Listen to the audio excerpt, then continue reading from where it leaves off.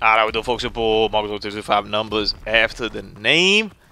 Little tight Tuesday action over here, man. I want to talk about this supply drop situation right now. Where we at, man? Because I did a lot of videos leading up to this, talking about how I was nervous about what the supply drop could look like in this game, and it kind of was like, all right, you know, I kind of took everything with a grain of salt. Like this game looks good, this feels good. What's going to be the supply drop situation, right? Because we kind of gotten shafted the past couple years with that. Now, Infinite Warfare, to my understanding, had a pretty good way that they solved it. Modern Warfare Remastered was, it was alright, but it wasn't really like the greatest. I felt like it was solid, but it wasn't the solution necessarily that we were looking for. So, you know, I was kind of thinking about how this was going to play out, and I wanted to see it. You know, and one thing was like they were just going to sell you cosmetics and no weapons, and I guess that's quasi-true still. I'm not 100% sure if it's true even or not. You know, when you look at like the Sten, like I believe it kind of has the same numbers as a the MP40, but I don't think officially it's like the same as the MP40. Like I don't think they're actually like a copy of each other. I think they're kind of the same numbers and they play slightly different, but I'm not 100% even sure about that. Ultimately, though, the way it's being implemented right now with like the Winter Siege and whatnot, the little update that we got here in the game, I think is a really good solution, a really good kind of fix for both sides of like the equation over here, where they can still make some money, but we also aren't getting completely shafted. And I can say that because I have the weapons that came out, and I don't have them because I got lucky in a supply drop. I have them because I worked for them, and I think that's fair. I'm cool with getting them to a certain level of grinding that isn't crazy amount. Let me tell you how much like I played, for example, this week, man. Here I got a stand. They have like the special contract, right? Which I think it kind of changes every day, or at least it changes. It's changed to the point where I have 2 of the weapons. I'm missing the Gewehr, and hopefully when I see a special contract for that, I can pick it up or whatnot.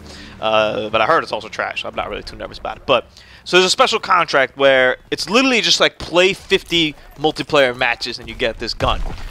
That's cool. Like that's really fair. Like yeah, that just basically means play this game for an amount of time and you'll get it done. And in that process of you playing that game, you might also just get it through a supply drop randomly, or you get a variant. Which if you get a variant, that counts also. Like you'll get it. You don't need the base weapon to get the variant, which I think is very fair. I think in the past we may have gotten even shafted on something like that, but that was pretty cool to see that kind of implemented over there. So you got special contracts. You have, and I'm not 100% sure about this one yet because I haven't unlocked it. I'm about to later on today.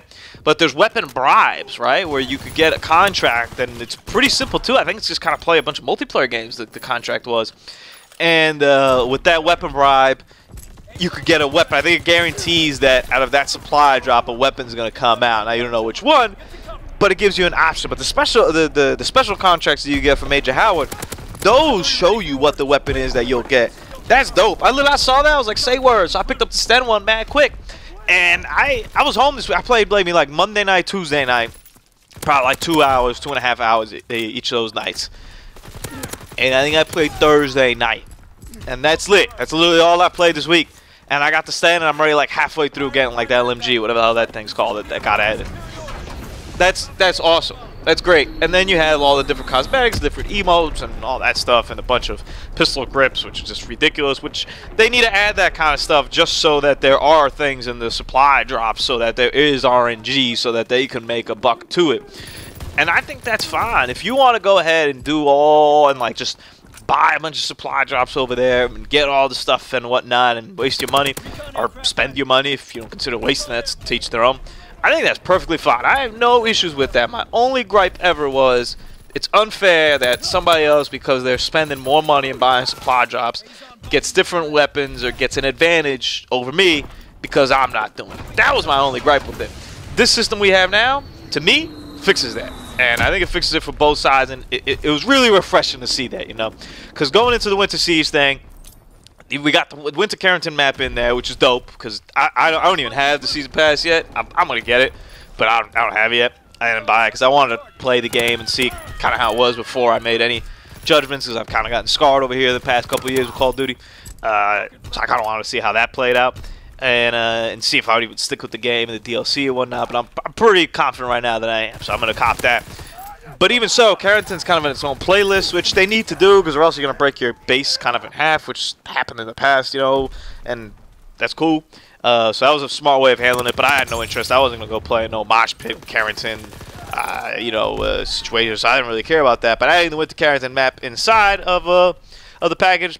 Cool. Great way to solve it. Now we all get to play Carrington, and we get to play, and then, eventually I assume Carrington will be added to everybody's playlist. That's kind of how it goes. At some point, maybe even with that first DLC, it'll come along with that, because the game needs multiplayer maps. It honestly wouldn't be a bad idea that after Winter Siege, they're just like, yeah, we're going to fold in Carrington in here to at least get the maps to 10. Carrington's cool, by the way. I'm going to post up some video of it. Maybe, I don't know if I got it tomorrow. Maybe next week. I don't think I have it tomorrow. Tomorrow I got my best game ever. Nah, I don't have it tomorrow. Tomorrow!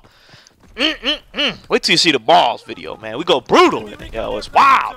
Now, we use kill streaks to get there, but it's wild nonetheless, though. So, in definitive, though, if the supply drop situation stays as it is right now, I think it's fair game. Now, the earn rate and, like, the drop rate of, like, a weapon in a supply drop is still really, really, really low. But I'm cool with that. I have no issues with that if I can accomplish it in other means, such as grinding, just playing the game. I don't even want to call it grinding. It's literally just playing the game in a fashion that isn't like play every day for the next 3 weeks if you want to have a chance of sniffing one weapon, the ice pick, I wouldn't be cool with that. But just play 50 multiplayer matches? Yeah. I mean, straight up, you can get that in one night, yo. If you really feeling like it, if you go from like 7 to midnight, you probably play 50 multiplayer matches, especially if you want to even like go like a gun game or something that even goes quicker. I'm playing TDM or Kill Confirm. That takes a little bit longer. Your boy Marcos, man. I'm a happy camper right now.